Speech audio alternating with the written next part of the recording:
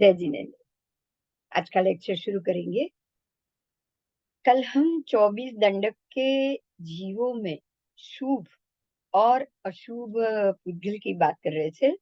तो नारकी के जीवों के अशुभ पुद्गल की बात हुई थी। अब महर्द्विक देवों की बात है। महर्द्विक देवों की भाषण शक्ति, उनकी बोलने की शक्ति और भाषा की शक्ति। तो महर्द्विक देव और महासुखी देव 1000 रूपों की विकुर्वणा करने में और 1000 भाषा बोलने में समर्थ है। आपके सामने कोई महर्द्विक देव कोई दूसरा रूप लेकर आए और कोई भी भाषा में वो बात कर सकता है। ये तो बहुत बड़ी बात है। मतलब हम कभी कभी किसी को देखते हैं, वो बोलते हैं, उनकी बातें हम सुनते हैं, हमारे सामने खड़े हुए देखते हैं, वो कुछ हमसे मांगते हैं, हम उनको देते भी हैं, और कुछ ही क्षण के अंदर, कुछ समय के बाद हमको लग रहा है कि वो कहाँ चले गए, मालूम ही नहीं पड़ा। मतलब वो बिल्कुल अदृश्य से हो जाते हैं, आप उनको जाते हुए भी देखते हैं और अदृश्य हो जाते हैं। उन्होंने आपसे बातचीत भी की है, तो ऐसे वो हजारों भाषा बोलने में समर्थ, कोई भी भाषा बोल सकते हैं, किसी से भी वो बातचीत कर सकते हैं। तो हमारे सामने अगर कोई ऐसे महर्द्विक देव आ जाए मनुष्य का भेष लेके, तो भी हमको मालूम नहीं पड़ेगा। जो लौकिक शास्त्र है उसमें भी ऐसी बहुत सी बातें हैं कि चंद्र ने वो देवर्षि का रूप लिया और जो दमयंती थी उसका शील भंग किया। इंद्रदेव ने, सॉरी, इंद्र आए और उन्होंने वो देवर्षि वशिष्ठ थे, शायद वशिष्ठ, और उनका रूप लिया और अरुंधति का शील भंग किया, और शील भंग करके वो देवर्षि के ही रूप में वो वहां से चला भी गया, और चंद्र ने उसको देख लिया, चंद्र ने जाते हुए उसको देख लिया था। और अ, उसके बाद जब महर्षि आए तब दमयंती, अरे अ, अरुंधति ने पूरी बात बताई, और तब देवर्षि को, गुरु वशिष्ठ को इतना क्रोध आया कि उन्होंने उसको श्राप दे दिया, और वो बन गए पत्थर। अ, और शायद मैं नाम में गड़बड़ कर रही हूँ, अहल्या थी शायद, अहल्या, पत्थर बन गए थे। और राम जब वन में आए और उनका पैर वो पत्थर को लगा, तब वो स्त्री के रूप में वापस आए। तो ये लौकिक जो स्टोरी है उसमें भी यही बात है कि इंद्र ने बिल्कुल उसके पति का ही रूप लिया, और वो सती से भोग किया और उसको अपवित्र किया। तो इस प्रकार से जब भी कोई इंद्र आसपास या कोई भी देव, महर्द्विक देव की बात है, इंद्र की बात मैं इसलिए कह रही हूँ क्योंकि ये महर्द्विक देव की बात है। जैसे सूर्य इंद्र, चंद्र इंद्र, सूर्य चंद्र इंद्र ने भी ऐसी बहुत सी बातें की है। उन्होंने गुरु की पत्नी तारा से ऐसे अवैध संबंध बांधा, और उनसे जो उनको बेटा हुआ उसका नाम ये बुध ग्रह है। इस प्रकार से भी लौकिक में स्टोरी है। तो हमको ये जानना आज बताने की जरूरत इसलिए पड़ी कि इस प्रकार से महर्द्विक देव आते हैं आकर, क्योंकि उनको भोग के रूप में शरीर को भोगना, मनुष्य के शरीर में आएंगे तो ही मिलेगा। उनका जो भोग है वो हमने अभी अभी अभी देखा पिछले एपिसोड में कि मन प्रविचारी, काय प्रविचारी, उनका भोग होता है। वो भोग प्रविचारी भी होते हैं, पहले दूसरे देवलोक के देव तो भोग प्रविचारी होते हैं, काय प्रविचारी होते हैं। लेकिन काया ही नहीं है, काया ही वैक्रिय है, तो संतुष्टि मिलेगी ही नहीं। मनुष्य तिर्यन जो भोग करके जो संतुष्टि ले सकते हैं, वो भोग देव को कभी नहीं मिलेगा, क्योंकि उनके पास वैक्रिय शरीर है, बिल्कुल आभासी शरीर। हमारा जैसा पुद्गल का वो शरीर ही नहीं है। तभी आप देखोगे, आपको बहुत ही सरप्राइज होगा, प्राणियों में भूख की मात्रा बहुत देखने को मिलेगी। उनको ही कुछ काम तो है ही नहीं, कोई थिंकिंग ही नहीं है, कोई दिशा ही नहीं, कोई सूचन ही नहीं, खाया पिया और भोग किया, बस, और कुछ नहीं। बराबर। तो ये तो उनको तो कोई सिखाने भी नहीं जाता, अपने आप उनका भोग शुरू हो जाता।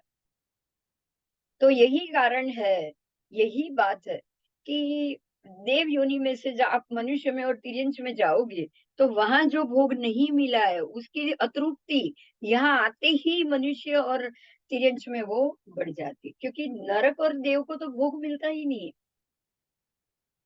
विषय सुख का अनुभव वैकृत शरीर को कभी नहीं मिल पाता, इसलिए वो अतृप्त ही रहता है ये मामले। आओ, तो वो हजारों रूप की विकुरुणा तो कर सकते हैं, लेकिन हजारों भाषा भी बोल सकते हैं। किसी भी सामान्य मानवी के पास जाकर अगर वो संपन्न देव अपनी भाषा शक्ति को प्रदर्शित करे और भाषा से उसको पकड़ में ले ले और भाषा से उसको मोहित कर ले और भोग कर ले, इसकी पूरी पूरी संभावना है, पूरी संभावना है। आओ,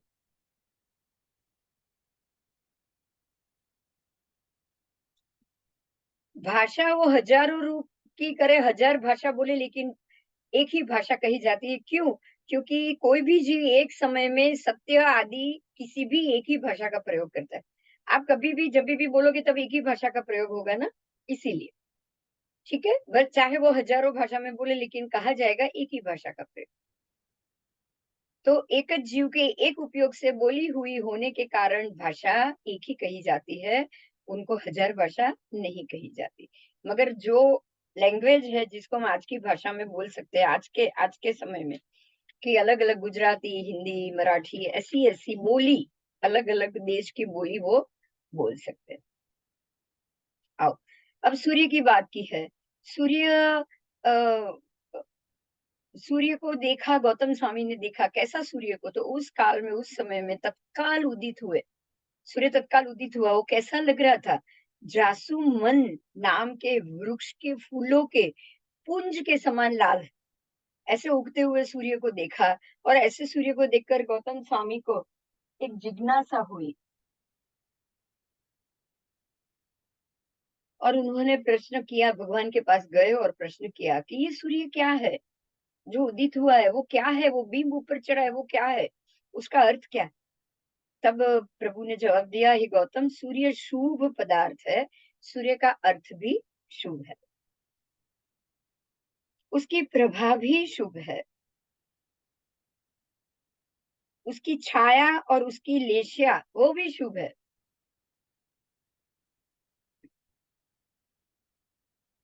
बराबर, सूर्य का अर्थ ही शुभ है, क्योंकि सूर्य विमान के में जो भी पृथ्वी का एक जीव वर्तित है, वो आतप नाम कर्म रूप पुण्य प्रकृति के उदय से वहां है, वहां स्थित है। और वो अपना शरीर का प्रकाश, आतप का अर्थ ही है तपना, बराबर, प्रकाशित होना। तो वो जो अपना शरीर का प्रकाश है वो फैला रहे हैं। लोक में भी सूर्य को प्रशस्त ही माना है, उत्तम ही माना है। तो उस विमान में रहने वाले ज्योतिषी देवों का इंद्र है, सूर्य है, सूर्य इंद्र है। इसलिए सूर्य इंद्र, चंद्र भी इंद्र है, चंद्र इंद्र है। और इसीलिए वो इंद्र होने के कारण ही उसको शुभ कहा गया है। सूर्य की प्रभा, सूर्य की कांति, उसकी तेजोलेशिया वो भी बहुत ही शुभ और बहुत ही प्रशस्त है। समझिएगा, ये बिल्कुल न्यूट्रल है, हम न्यूट्रल बोल सकते हैं। अब थोड़ा कुंडली फलादेश की बात आएगी। देखिए, सूर्य शुभ है, उसकी किरण अच्छी है, समस्त लोक के लिए शुभ है, भगवान ने कह दिया है। वो प्रशस्त है, अगर सूर्य नहीं आएगा तो दिन होगा ही नहीं, अंधेरा ही अंधेरा होगा, क्योंकि ये प्रकाश देने वाला विमान ही सूर्य का है। अगर सूर्य नहीं आएगा तो सूर्य का विमान नहीं होगा, समझ लीजिए, तो उद्योत होगा ही नहीं, लोक में प्रकाश होगा ही नहीं। अब प्रकाश नहीं होगा, अंधेरा होगा, तो जीव जिएंगे कैसे? है ना? फलादेश में खास कहा गया है कि जीव सृष्टि के लिए सूर्य सूर्य सूर्य जीव सृष्टि का कारक है, उपकारक है, बराबर। इसीलिए सूर्य को शुभ माना है, उसकी लेशिया को शुभ और प्रशस्त माना है, उसकी कांति को भी शुभ प्रशस्त माना, उसकी प्रभा को भी शुभ और प्रशस्त माना। ये अलग बात है कि प्रत्येक जीव को अपने अपने कर्म के अनुसार सूर्य का फल मिलेगा। सूर्य तो शुभ ही है, उसकी प्रभा, आभा, प्रकाश, कांति, तेजो, लेशिया सब शुभ है। लेकिन मान लो कि मेरे लिए मेरे कर्म अशुभ होंगे, मैं तो वही कर्म की लेशिया, उसका ये ताप मेरे लिए अशुभ हो जाए। और किसी और के लिए, व्यक्ति के लिए अगर वो शुभ होगा, तो उसके शरीर, उसकी हड्डियों के लिए वो शुभ हो जाएगा। एग्जाम्पल में हम लेंगे पक्षियों को।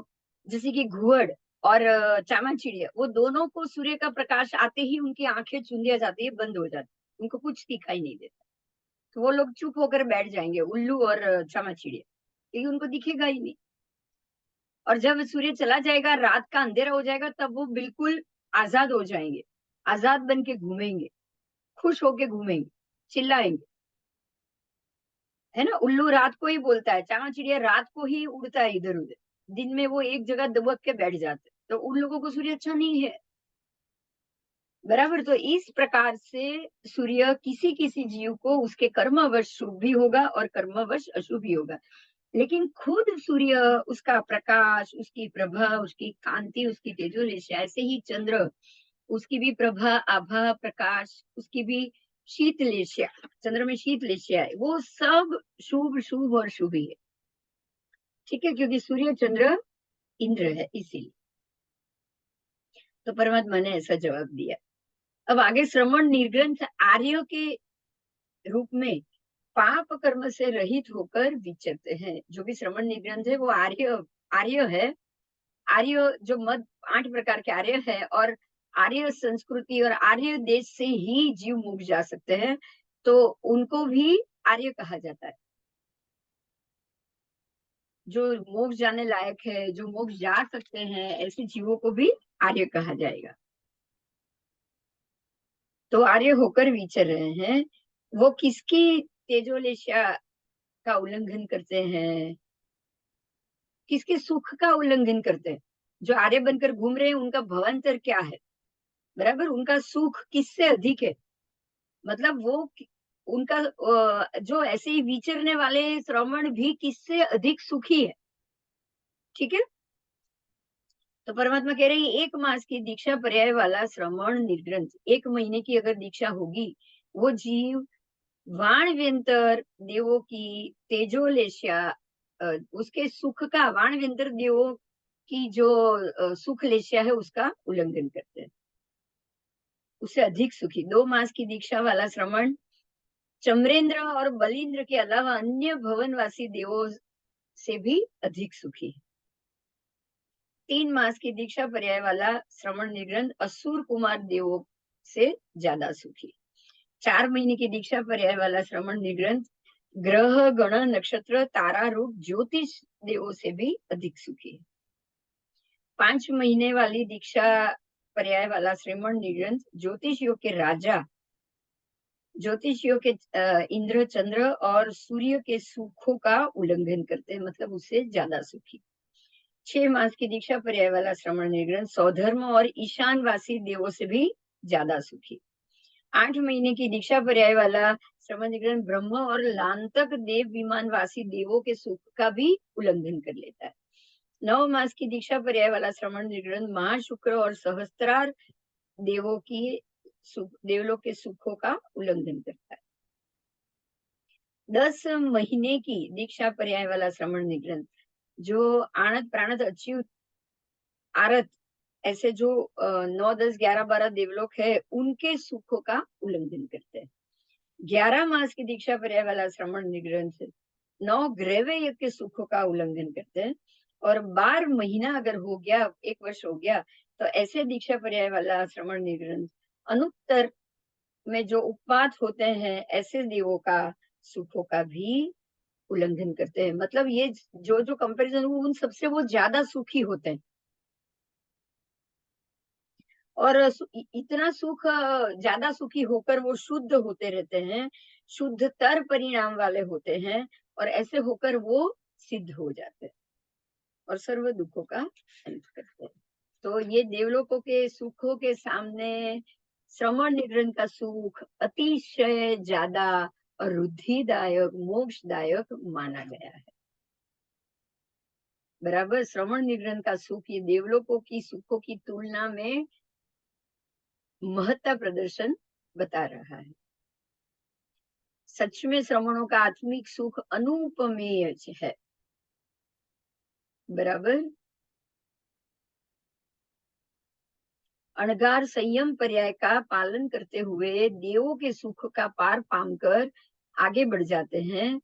इसीलिए वाणव्यंतर आदि देवों का पौद्गलिक सुखों की अपेक्षा से 1 मास और 2 मास आदि दीक्षा पर्याय वाले श्रमणों का आनंद आत्मिक सुखजनक होने से बढ़ जाता है, क्योंकि आत्मा का सुख बढ़ जाता है। तो इस प्रकार से वो देवों से ज्यादा अधिक तुलना में हो गए। आओ, जब परिणामों की तीव्रतम विशुद्धि हो, तब श्रवण निग्रंथि एक अंतर मुहूर्त में भी मुक्त हो जाता है। और श्रवण निर्ग्रंथ क्या, संसारी जीव श्रावक श्राविका भी मुक्त हो जाते हैं, जैसे मरुदेवा माता हुए, जैसे पहले विजय राजा और बहुत सारे वो हो गए, श्रावकों की बात हो गई है, बराबर, वो भी केवली हो जाते, भरत राजा भी केवली हो गए थे श्रावकपणा में। और कुछ श्रवण निर्ग्रंथ जैसे गज सुकुमार अणगार, फिर मरुदेवा माता आदि एक अंतर मुहूर्त में मुक्त हो गए हैं।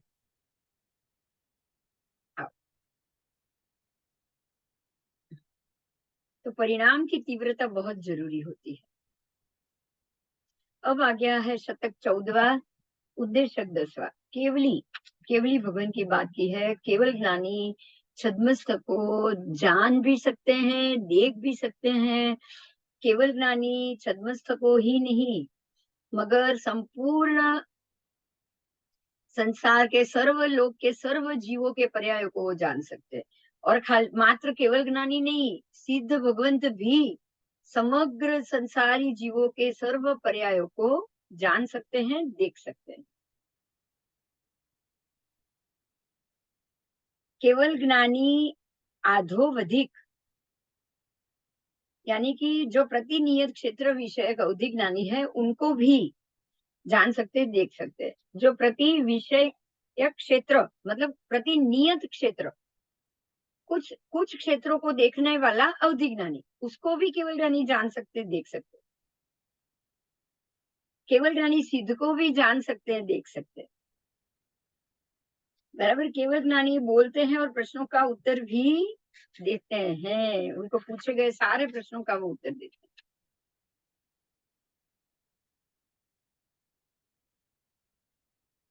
परंतु सिद्ध भगवंत प्रश्नों के उत्तर नहीं देते, बोलते भी नहीं है और प्रश्नों के उत्तर भी नहीं देते। तो उसका कारण पूछा है, ऐसा क्यों भगवान, ऐसा क्यों? केवली बोल सकते हैं और सिद्ध क्यों नहीं बोल सकते? अब दोनों केवल ज्ञानी दोनों सब पर्याय को जानते हैं, लेकिन केवली बोल सकते हैं, सिद्ध नहीं बोल सकते, ऐसा क्यों? तो केवल ज्ञानी उत्थान कर्म बल वीर्य और पुरुषकार पराक्रम सहित है, क्योंकि उनके पास अभी भी शरीर है, पौद्गल शरीर, पौद्गलिक शरीर, इसलिए पौद्गलिक शब्द को वो बोल सकते हैं। परंतु सिद्ध उत्थान रहित हो चुके हैं, कर्म बल वीर्य और पुरस्कार पराक्रम से रहित हो चुके हैं, उनके पास शरीर नहीं है, तो ना शब्द है, ना बोलने की शक्ति है, ना बोल सकते हैं, कुछ नहीं कर सकते। शरीर होगा तो ही बोल पाएंगे, बोलने के लिए भी शरीर चाहिए, आप सोच लो। इसीलिए वो बोलते भी नहीं है और किसी का भी प्रश्नों के उत्तर नहीं देते। हाँ, लेकिन वो देखते हैं सब, जानते देखते सब। केवल ज्ञानी अपनी आंखों को खोलते बंद करते हैं, बोले छे उत्तर आपे छे, એટલે बोल सकते हैं, उत्तर दे सकते हैं, आंखों को खोलते हैं, बंद करते हैं, सब कुछ, बराबर। शरीर को संकुचित भी करते हैं, प्रसारित भी करते हैं, खड़े भी रहते हैं, सो भी जाते हैं, इत्यादि क्रिया भी केवल ज्ञानी सब कुछ कर सकते हैं, मगर सिद्ध भगवान नहीं। केवल ज्ञानी रत्न प्रभा पृथ्वी को, ये रत्न प्रभा पृथ्वी है ऐसा जानते हैं, देखते हैं और आपको उत्तर भी देंगे, लेकिन सिद्ध भगवान जानेंगे देखेंगे लेकिन उत्तर नहीं दे पाएंगे।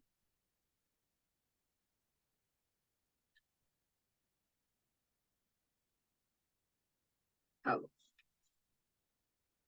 तो रत्न प्रभा से लेके शर्करा प्रभास, पूरे विमानिक वैमानिक सब ईश्वर प्रागभारा पृथ्वी, उस पर बैठे हुए सिद्ध भगवान केवल ज्ञानी सब कुछ देख सकते हैं, जान सकते हैं, आपको जवाब भी दे सकते हैं। आओ,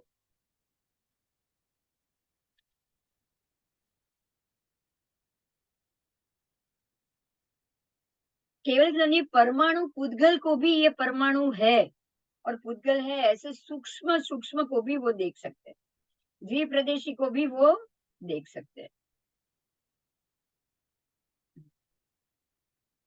अनंत प्रदेशी को भी वो देख सकते हैं। आओ, तो यहाँ केवल ज्ञानी और सिद्ध की समानता की है, उसमें योग जन्य क्रियाओं में ही भिन्नता है, क्योंकि मनोयोग, वचन योग, काय योग, योग शरीर जो हमारा है, पौद्गलिक शरीर, वो केवल ज्ञानी को मिला है, इसलिए वो सोचते हैं, देखते हैं, बोलते हैं, जवाब देते हैं, खड़े रहते हैं, सोते हैं, सब कुछ। लेकिन सिद्ध भगवान को ये मन वचन काया योग ही नहीं है, इसलिए ना ही वो बोल पाएंगे और ना ही वो किसी को कुछ समझा पाएंगे, मगर वो जानते देखते हैं सब कुछ, क्योंकि वो आत्मा से देखते हैं। इसीलिए 4 घाती कर्म का केवल ज्ञानी को क्षय होता है, जबकि सिद्ध भगवान को 8 कर्म का क्षय हो चुका है। बराबर। अब ये दोनों होने पर भी दोनों का केवल ज्ञान और केवल दर्शन तो समान ही होता है, और केवली को अघाती कर्मों के उदय अभी बाकी है, इसीलिए वो सहयोगी है, और सहयोगी है इसीलिए वो बोल सकते हैं, जान सकते हैं, घूम सकते हैं, फिर सकते हैं। आंख खोलना बंद करना ये सब सहयोगी क्रिया में शक्य है। सिद्ध भगवान अयोगी है, उनको तो ये 8 कर्म का क्षय हो चुका है, अघाती का भी उदय उनको नहीं है, इसीलिए अघाती कर्म ना होने के कारण योग जन्य कोई भी क्रिया वो नहीं कर सकते, इसलिए इसी प्रकार में दोनों में भिन्नता आएगी। बराबर, आपको समझ में हो गया होगा कि अ, कैसे दोनों में समानता हुई। केवल ज्ञानी को भवस्थ केवली कहा जाता है, और सिद्ध भगवंत को सिद्ध और केवली नहीं कहा जाता, उनको सिद्ध हो चुके, केवल ज्ञान तो है ही, पर अब वो सिद्ध हो चुके। आइए,